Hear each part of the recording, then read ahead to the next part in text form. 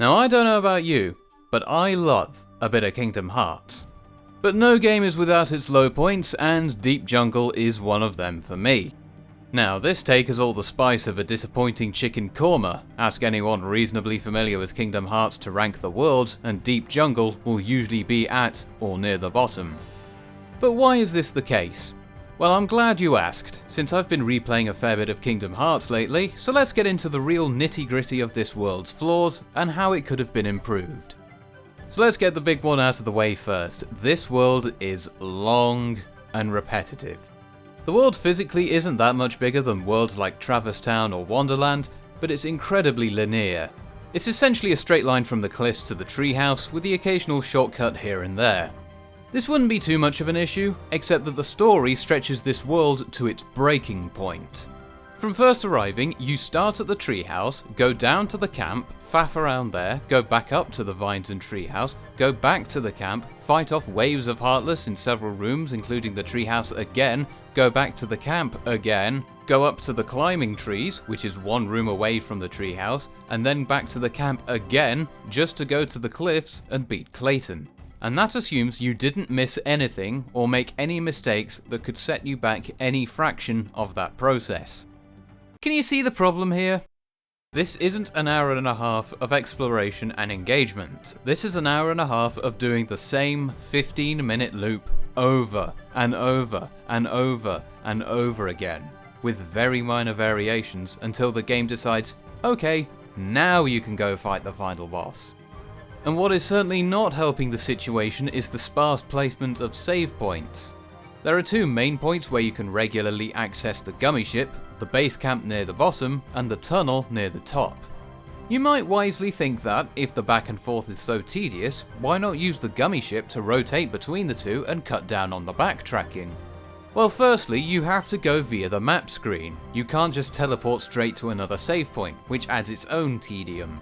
Secondly, because story beats often require you to go to intermediate rooms to advance the plot, you aren't actually saving that much time. An example is the first upwards trek, when you need to go to the imaginatively named Vines 2 to get to the next cutscene. You can either start at the camp, platform your way through the Hippo Lagoon and climb up, or rotate to the tunnel, through the treetops, around the climbing trees, and down to the same area. You're not really saving that much time by going via the tunnels, and you're missing out on chests in the process, so you're better off just working your way up. And sometimes the tunnel just straight up isn't an option. When Jane and mute Rosie O'Donnell are trapped towards the end of the story, the climbing trees are straight up inaccessible from the treetops. You have to get there from below. Going down is much more efficient since you can just drop down and skip the jungle slider segment to go straight to the campsite, but there is little equivalent for going up. So how would I improve this? Well, the core issue is the amount of back and forth, so let's take some steps to mitigate that.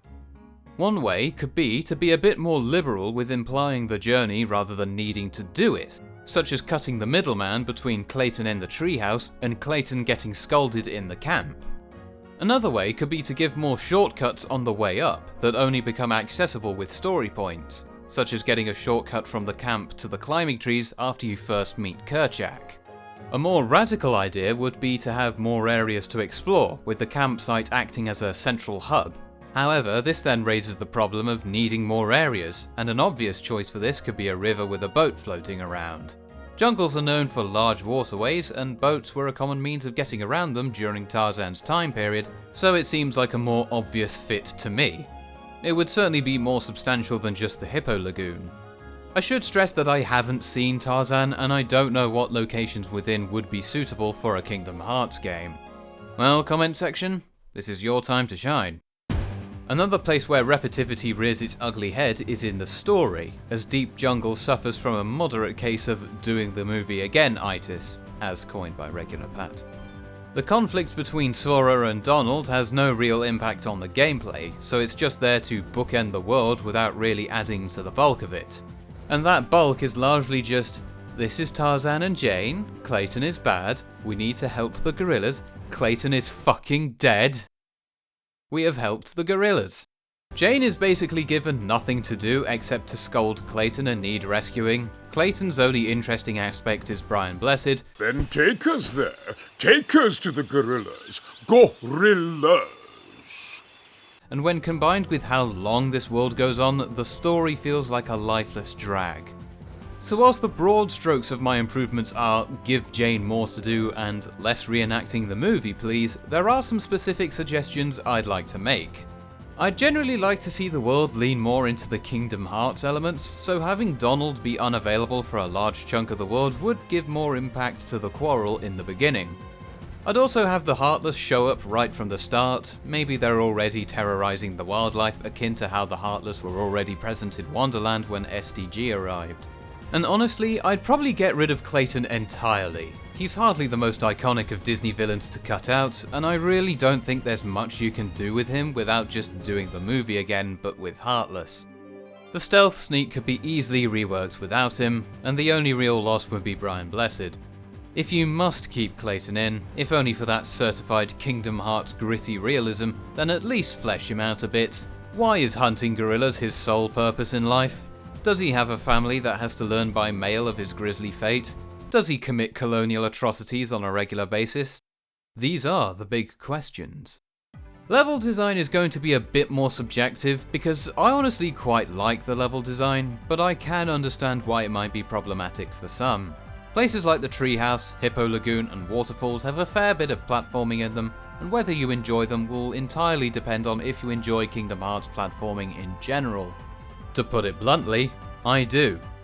Maybe it's just a case where I'm so used to how it feels that I don't remember it any other way, but the platforming here just feels right to me, and I really don't know how to adequately put it into words, but damn it, I'm gonna try. The main thing for me is a simple question. Does the physics work with the level design? And the answer here is a resounding yes. The jump arc is weirdly high, and somehow both floaty and heavy, yes, but the levels are designed well around those limitations. You're given all the time you need to plan your jumps, and the critical path will never demand anything unreasonable from you. The jumps in the vines are very easy and should hardly get you sent down as long as you take your time. The jumps in the Hippo Lagoon are a little stricter, but there's no risk of being sent back, so if you miss, you can just try again right away. Obviously, it's never going to be as mechanically deep or complex as a true platformer, but as a way to pace the game and break up the monotony of fighting enemy after enemy, I think it does its job pretty well. Plus, using the air slash to get more airtime is a lot of fun to play with in my opinion, and using it to reach areas you're not supposed to is always entertaining. A lot of people don't care for platforming in Kingdom Hearts, and that's completely understandable. It does take a lot of getting used to, so maybe this whole section is just an "it's bad, but I like it" kind of deal. I personally wouldn't change the platforming that much. If anything, I'd like more of it. But making it more forgiving would probably make it more palatable to those who don't have the taste for it. The boss fights are fine, honestly. I played this on the PS2's expert difficulty, and I think they're reasonably well designed here.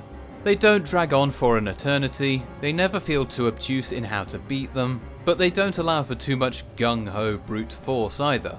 Sabor is fairly straightforward, she's fast and fairly aggressive, but doesn't hit too hard. She's pretty easy to cheese if you just lock onto her and spam the triangle command, and let your party take the strain. This is doubly so if you pick the staff during the dive to heart, since you can just hang back and fire away to knock about half her health down then and there. Clayton is a decent fight, but also a very challenging one. It doesn't help that Tarzan is the only party member with Cure at this stage in the game. Clayton's shotgun hits like a truck and can be difficult to dodge if you haven't mastered the dodge roll. The Stealth Sneak isn't too threatening, apart from when he does his twin shots from the eyes. They move fairly slowly, but they can knock off more than half your health in one hit, and if you're occupied with first-degree murder, then they can easily blindside you. For me, the key to success was focusing the Stealth Sneak first and Clayton second.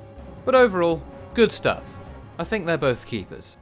Time for the lightning round. The Jungle Slider minigame is quite fun in my opinion, but let me do all 5 stages in one go. Making me have to replay it over and over to get to the next stage is just tedious. The animations for swinging on the vines could do with some work. The use of the standard jump animation is kinda janky when going from vine to vine. And the world isn't that great visually, it's mostly just greenish vegetation and beige rocks. Some more colours would be much appreciated.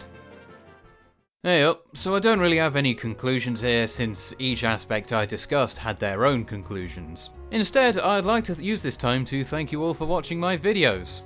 So my script says that I just hit 500 subscribers, but since then I have just reached, or just under, 800 subscribers. So we've come a long way in the past few months, so cheers for that.